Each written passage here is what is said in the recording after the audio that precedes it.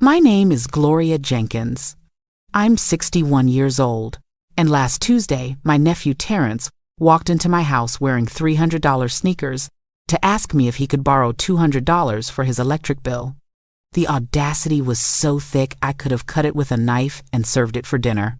But before I tell you what I said, and trust me, what I said is important, let me tell you about Terrence. Because this story isn't just about sneakers and money, it's about priorities, values, and what happens when someone who grew up with everything learns what it means to have nothing. Terrence is my sister Beverly's youngest son. He's 26 years old, works at a sporting goods store, lives in a one-bedroom apartment in the city, and has never, not once in his entire adult life, understood the difference between looking rich and being stable. Beverly raised him differently than I raised my kids. She wanted him to have what she didn't have growing up, the nice clothes, the latest phone, the name brand, everything.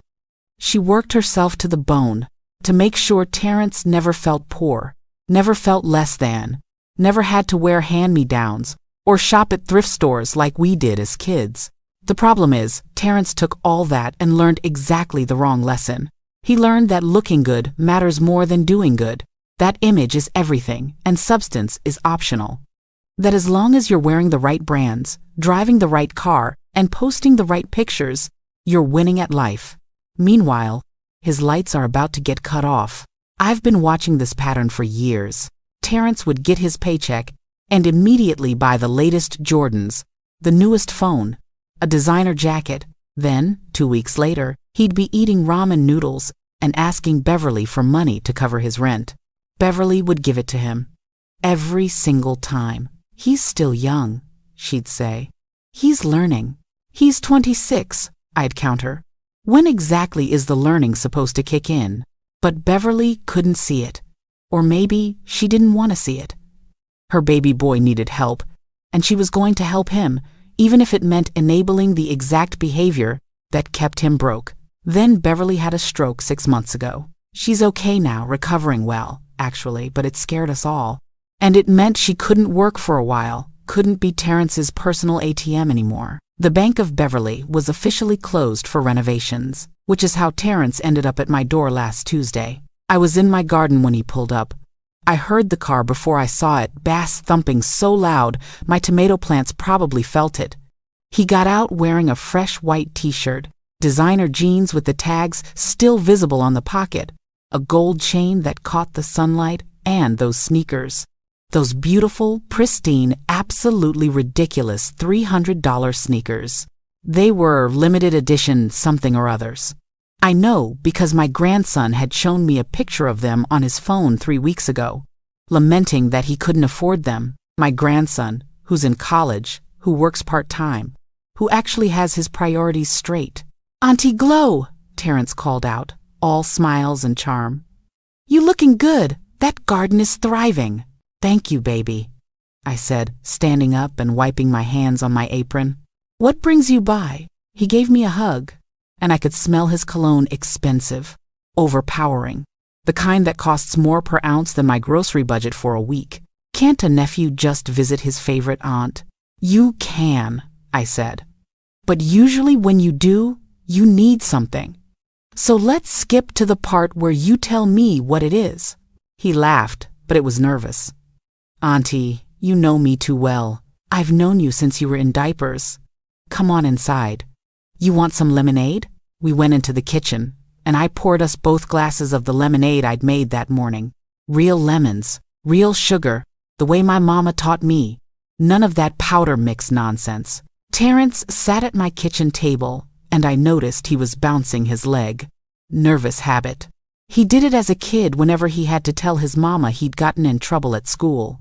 "So," I said, sitting across from him, "what's going on?" "I'm in a bind, Auntie. Real talk." I waited. "My electric bill is overdue. Like, way overdue. They're gonna cut me off if I don't pay by Friday." "How much is it?" $247. I sipped my lemonade. "That's pretty high for a one-bedroom apartment. You keeping that air conditioning at 60 degrees? Nah, it's been hot, you know? And I've been working from home some days, so the TV's on, the laptop's plugged in, all that." working from home at the sporting goods store. They got me doing some of the online customer service stuff. It's cool, actually. I can do it in my boxers. He grinned like that was a benefit worth celebrating. So you need $247 by Friday. Well, 200 would help a lot. I can scrape together the rest. I looked at him. Really looked at him.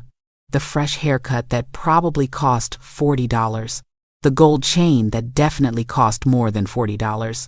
The designer jeans. And those sneakers. Terrence, I said calmly, how much did those shoes cost? He looked down at his feet like he'd forgotten he was wearing them. Oh, these? These are just, I got a deal on them. How much was the deal? $250. But Auntie, that's beside the point. $250. Yeah, but I saved $50 because they usually go for $300. You spent $250 on shoes while your electric bill was overdue. He shifted in his seat. It's not like that. These are an investment. They're limited edition. They're gonna go up in value. Baby, you know what's a good investment? Keeping your lights on. Auntie Glo, I knew you were gonna say that. Look, I get it, okay? But you don't understand sneaker culture.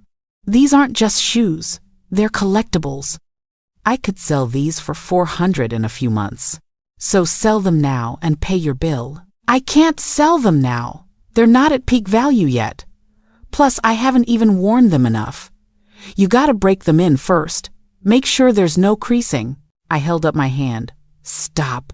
Just stop. He stopped. I took a long drink of my lemonade and thought about what I was going to say next. Because I had two choices here. I could give him the money, which would help him in the short term, but teach him nothing. Or I could do what my mama would have done. What she did do, many times, when I was young and stupid about money. Terrence, I said carefully, I'm not going to give you the money. His face fell. Auntie, let me finish. I'm not going to give you the money because you don't need money. You need a lesson. And I'm going to teach it to you the same way my mama taught it to me. What lesson? The one about priorities. About real wealth versus fake wealth. About looking rich versus being stable. I'm not trying to look rich. Baby, you're wearing $700 worth of clothes and accessories while asking me for $200 to keep your lights on. That's exactly what you're trying to do. He started to protest, but I raised my hand again. Here's what's going to happen. You're going to stay here for the weekend. Friday, Saturday, Sunday. 3 days. Stay here? Why?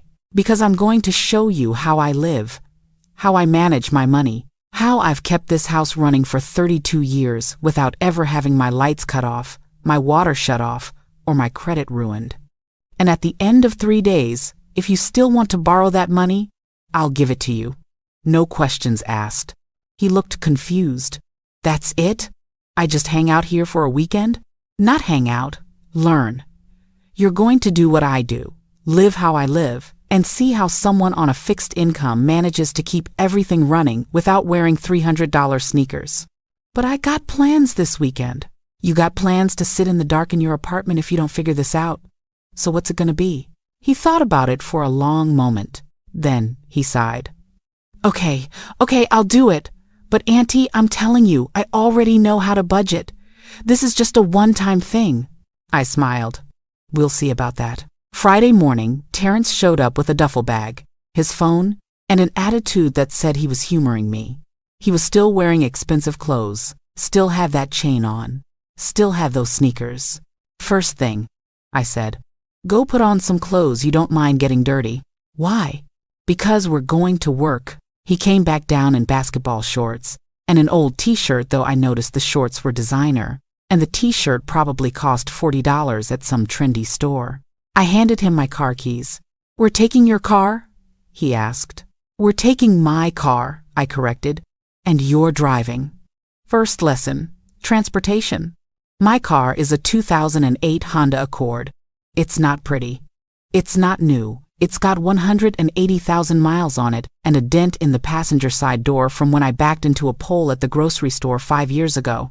But it runs perfectly because I maintain it, change the oil regularly, and don't drive it like I'm in a Fast and Furious movie. Terrence looked at it like I'd asked him to drive a covered wagon. This thing still runs? Gets me everywhere I need to go. And it's paid off. No car payment, no stress. You still making payments on that Charger? Yeah, but it's only $350 a month. $350 a month. That's $4,200 a year. For 7 years.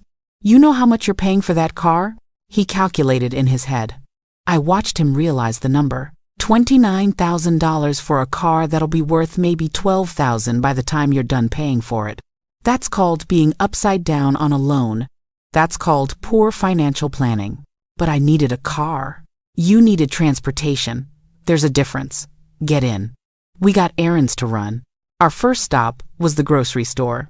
I handed Terrence my shopping list and a calculator. We've got $75 for groceries this week. Everything on this list needs to come in under that budget. You're in charge. $75? Auntie, that's nothing. That's more than nothing. That's a week of food if you're smart about it. Let's see what you can do. I watched him push the cart through the store, and it was like watching a baby deer try to walk. He reached for name brands. He grabbed pre-cut vegetables. He put a bag of those expensive organic chips in the cart. How much are those chips? I asked. He checked. $6. For chips, $6. They're organic. They're going to make us go over budget. Put them back. He did, but he was clearly annoyed. By the time we got to the checkout, he'd gone over budget by $32. The cashier rang everything up, and I watched Terrence's face as the total climbed. $107, the cashier said. Take some things out, I told Terrence. Get it under $75. Which things? You picked them. You decide. This was painful for him. He had to make choices. The expensive cereal or the store brand. The pre-marinated chicken or the plain chicken he'd have to season himself. The fresh berries or the frozen ones. Finally, we got it down to $73.50. See? I said as we loaded bags into the car. You can eat well on a budget if you're smart about it. But it takes effort. It takes planning. It takes being willing to do the work instead of just grabbing convenience. This is exhausting, he muttered. Being broke is more exhausting, I said. Trust me. Back at the house, I put him to work preparing lunch. Not heating up something pre-made, actually cooking. I showed him how to season the chicken he'd bought, how to make rice without a rice cooker, how to steam vegetables in a pot instead of buying the microwavable bags. Why you doing all this when you could just buy the easy stuff? He asked, stirring the rice. Because the easy stuff costs 3 times as much. Because I'm on a fixed income and I've got to make every dollar stretch. Because my mama taught me that if you can't afford to eat out, you better know how to eat in. We ate lunch at the kitchen table: chicken, rice, vegetables, and homemade lemonade. Simple but good. This is actually pretty good, Terrence admitted. Cost about $6 total for both of us. You know how much you spend on lunch when you eat out? Like $10, $12 maybe? Every day? Not every day. Most days. So that's $60 a week, $240 a month, almost $3,000 a year, on lunch. You know what I could do with $3,000?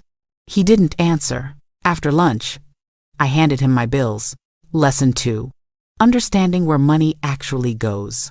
I spread out all my monthly expenses on the table: mortgage, utilities, car insurance, phone, internet, groceries, gas, medication, and a small amount for savings. Add it all up, I said. He did. His eyes widened when he saw the total. This is how much you spend every month? This is how much it costs to live like a responsible adult.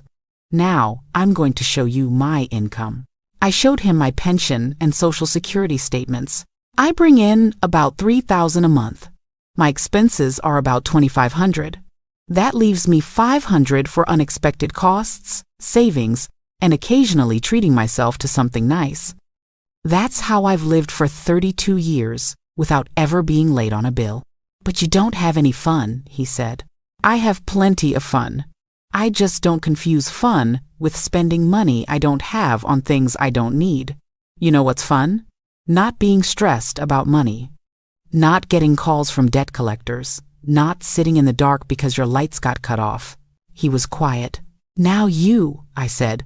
"Show me your monthly expenses." He pulled out his phone and went through his accounts. When he was done adding it up, he looked sick. "I spend more than I make," he said quietly. "By how much?" "Like $300 a month. Sometimes more." "And how do you cover that difference?" "Credit cards." Or, "I borrow from Ma." Or, he trailed off. "Or you ask family members for money while wearing $300 sneakers." He nodded, embarrassed. "Terrence, you're not broke because you don't make enough money. You're broke because you spend money you don't have trying to look like you have money. You understand the difference?" "I think so. Let me make it clearer. Real wealth is quiet. It's boring. It's having money in the bank that nobody knows about because you're not wearing it on your feet or around your neck. Fake wealth is loud. It's flashy. It's being broke but looking rich. And baby, you can't pay your electric bill with likes on Instagram." That hit him. I could see it in his face. Saturday, I took him to my church's community center, where I volunteer twice a month at the food bank. We spent 4 hours helping families get groceries, and I watched Terrence's whole perspective shift. There was a young mother with 2 kids who reminded me of Beverly when Terrence was young, working 2 jobs, struggling to make ends meet, too proud to ask for help but desperate enough to come to the food bank. "Thank you so much," she said as we loaded her car. "I don't know what we'd do without this place." On the drive home, Terrence was quiet. "You okay?" I asked. That lady. She was working 2 jobs and still couldn't feed her kids without help. That's a lot of people's reality. And I'm out here spending $300 on shoes, complaining about having to eat at home, borrowing money from my 61-year-old aunt because I can't manage my own bills. "You're starting to see it," I said. "I'm starting to feel like garbage," he admitted. "Don't feel like garbage. Feel like someone who's learning. There's a difference. You can't change the past, but you can change what you do next." Sunday morning, I gave him one last lesson. We sat at the kitchen table with a notebook and a pen. "We're going to create a real budget for you, not what you wish you could spend, what you actually need to spend to live like a responsible adult." We went through everything. His actual income after taxes, his necessary expenses, rent, car payment, insurance, phone, utilities, gas, minimum loan payments. Then we looked at what was left. $150, he said, staring at the number.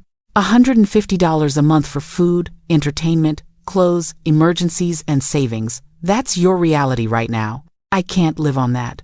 Yes, you can. I just showed you how. It's not fun, it's not flashy, but it's stable. And stability is worth more than looking rich.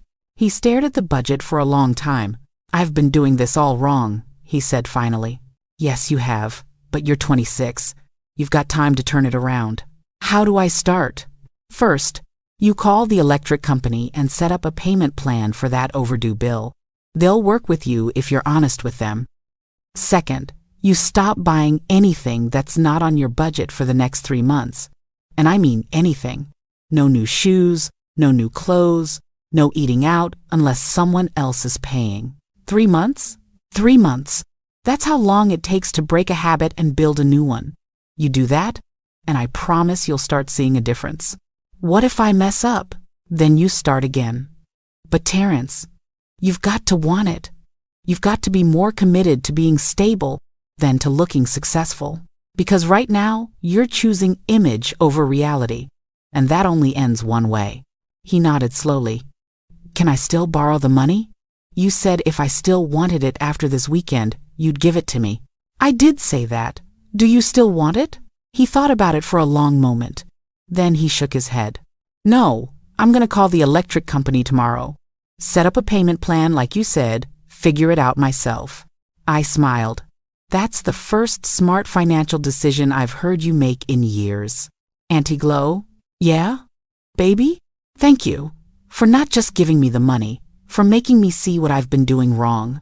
That's what family does. We don't always give you what you ask for. We give you what you need."